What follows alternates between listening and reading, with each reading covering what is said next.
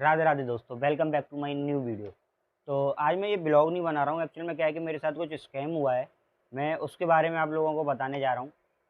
तो स्कैम क्या हुआ है कि अभी फ्लिपकार्ट पे एक बीबीडी सेल चल रही है, मतलब बिग बिलियन डील। तो उसमें मैं एक फ़ोन ऑर्डर कर रहा था, जो आईफोन 16। तो हुआ क्या उसमें कि मैंने 36,654 रुपये का एक पेमेंट ट्रांजेक्शन किया, जो कि मेरे पे एक लिमिट मिली हुई थी मेरे को। जो आप सबको पता होगा, आईडीएफसी जो लिमिट देता है, उसके थ्रू मैं पेमेंट कर रहा था। तो 36,654 रुपये का मैंने पेमेंट किया। वो 36,654 रुपये का पेमेंट मेरा नॉर्मली कंप्लीट हो गया। अब होता क्या है कि उसके बाद जो डाउन पेमेंट का अमाउंट था, 16,000 रुपये, 16,000 कुछ रुपये था। तो उसको मैं कंप्लीट कर रहा था। तो जब मैं उसको कंप्लीट कर रहा था तो होता क्या है कि मेरे पे ऑप्शन आता है कि मैं उसको क्रेडिट कार्ड से भी पे कर सकता हूँ।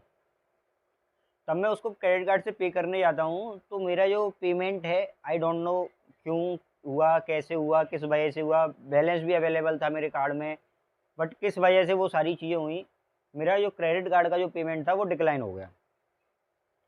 तो अब होता क्या है कि मेरा 36,000 जो पेमेंट था, जो मैंने उससे अपने लिमिट से किया था, 36,654 रुपये का, वो पेमेंट कट गया। अब पेमेंट कट गया, जो क्रेडिट कार्ड वाला ट्रांजेक्शन था वो डिक्लाइन हो गया। तो अब होता क्या है कि मेरा जो ऑर्डर होता है वो ऑर्डर हो जाता है कैंसिल।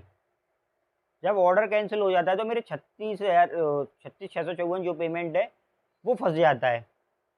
अब मैं फ्लिपकार्ट में कॉल करके बोल रहा हूँ कि मेरा जो पेमेंट है उसको आप यूज़ कर लो, मतलब आप वो पेमेंट मेरे को वापस कर दो, या तो अभी अगर नहीं कर रहे हो तो आप मेरे पेमेंट को आप वहीं रखे रखो। मैं दूसरा ऑर्डर लगा देता हूँ, जो 16,000 का डाउन पेमेंट वाला ट्रांजेक्शन है, मैं वो दोबारा से ट्राई कर देता हूँ। फ्लिपकार्ट ने मेरे को कोई दूसरा ऑप्शन नहीं दिया कि मैं उस पेमेंट को दोबारा कर सकूँ। कि मतलब जो मेरा डाउन पेमेंट वाला पोर्शन है, मैं यूपीआई से कर देता हूँ। यूपीआई, क्रेडिट कार्ड, मतलब कैसे भी कोई ऑप्शन नहीं है। नेट बैंकिंग वगैरह कैसे भी नहीं करने दे रहे हैं। तो उनका सीधा सीधा कहना ये है कि आपका जो ऑर्डर है वो कैंसिल हो चुका है। तो आपका जो पेमेंट है वो हमारी पॉलिसी के according 5 to 7 days working days में आपको ट्रांजेक्शन कर दिया जाएगा। अब वो भी मैंने लिमिट के थ्रू लिया है, तो मेरे लिए तो वो भी एक तरह से लोन ही है। जब मैंने वो लोन लिया है, तो जिस कंपनी से मैंने लिया है, तो 5 से 7 दिन का, जब वो कंपनी उसको पैसा मैं यूज़ करूँगा, तो शायद वो भी मेरे से इंटरेस्ट की डिमांड कर सकती है। अब उसको मैं फ़ोरक्लोज़ करूँगा, तो फ़ोरक्लोज़ के परसेंट के चार्ज भी लग सकते हैं मेरे पे, 2 या 3% के। तो मतलब मेरा ऑल ओवर मिला के मेरा ऑर्डर भी नहीं हुआ और मेरे पे चार्जेस भी लग गए। देखो मैं आपको दिखाता हूँ कि मैंने ऑर्डर किया था, दिक्कत क्या आ रही है देखो। ऑर्डर हो गया था, मतलब प्रोसेस हो गई थी, पूरी कंप्लीट हो गई थी, बट लास्ट में क्या बोलते हैं ना कि जब दिक्कत आनी होती है तो वो आ ही जाती है। वही वाली सिचुएशन मेरे साथ क्रिएट हुई। दोस्तों मैंने 2 बार फ़ोन ऑर्डर किया था, आपको दिख रहा होगा साइड में कि एक बार ये ऑर्डर किया हुआ है, एक बार ये ऑर्डर किया हुआ है। तो देखो फर्स्ट वाले में क्या होता है, your order not placed, try ordering again due to an error with the payment, this order could not be placed, please place a new order, payment was not successful, please contact your bank for any money deducted. अब मैं इसको दोबारा भी कर रहा हूँ ना, तब भी यही प्रॉब्लम आ रही है।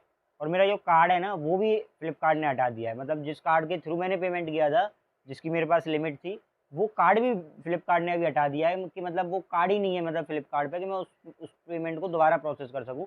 तो मतलब मेरा पेमेंट बिना किसी रीज़न के, बिना किसी उसके, फ्लिपकार्ट पे फंस गया है। मतलब अब कब तक वापस आएगा मेरे को भी नहीं पता। 5 से 7 दिन बोल रहे हैं, बट उसका कोई कंफर्मेशन नहीं है कि वो 5 से 7 दिन में आएगा भी, और वो भी वर्किंग डे। मतलब वर्किंग डे का कैलकुलेशन लगाएं तो 2 दिन तो बैंक ही बंद रहेंगी, fourth and Saturday, fourth Saturday और संडे, 2 दिन बैंक बंद है। मतलब 7 दिन बोल रहे हैं, तो 9 से 10 दिन के लिए मेरा पेमेंट स्टक हो चुका है, और अब मैं इसको ऑर्डर भी नहीं कर सकता हूँ।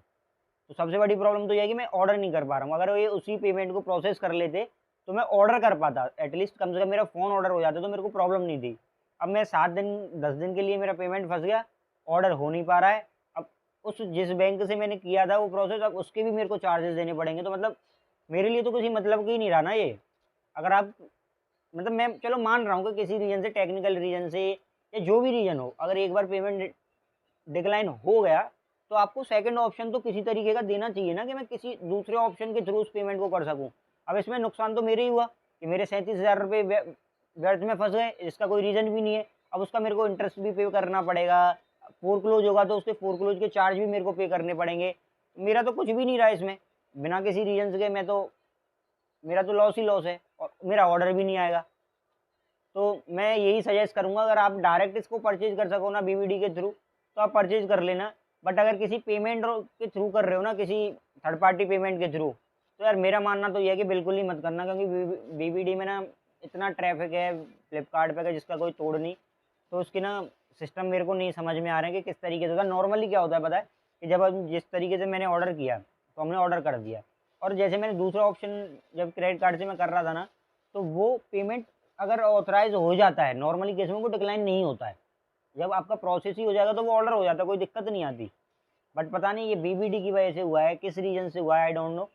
बट मेरे 37,000 रुपये फंस गए और वो पेमेंट हुआ नहीं, दोबारा ऑर्डर करने का मेरे को ऑप्शन दिया नहीं। मैंने इसके लिए फ्लिपकार्ट की कस्टमर सर्विस जो होती है उस पर कॉल भी किया था, बट वहाँ से भी कोई मेरे को सॉल्यूशन नहीं मिला। ये बोला कि आप दोबारा से ही ऑर्डर करो, आपका जो पेमेंट है वो 5 to 7 वर्किंग डे में आपको रिफंड कर दिया जाएगा। मेरे को मैसेज भी आ चुका है रिफंड का कि आपको इनिशिएट कर दिया गया, बट अभी तक मेरे को कोई पैसा रिसीव नहीं हुआ है।